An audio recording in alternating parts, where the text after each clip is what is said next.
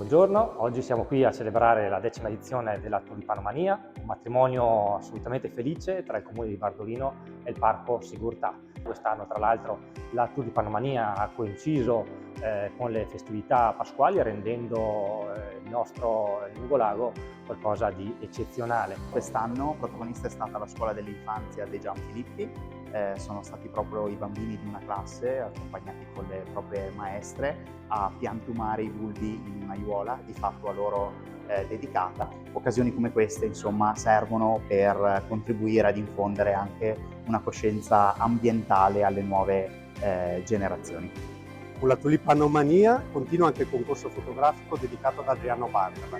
Siamo alla 5ª edizione ed è un concorso in continua crescita. Verranno premiate le prime 3 fotografie. Aspettiamo al Palio del Chiaretto per le premiazioni.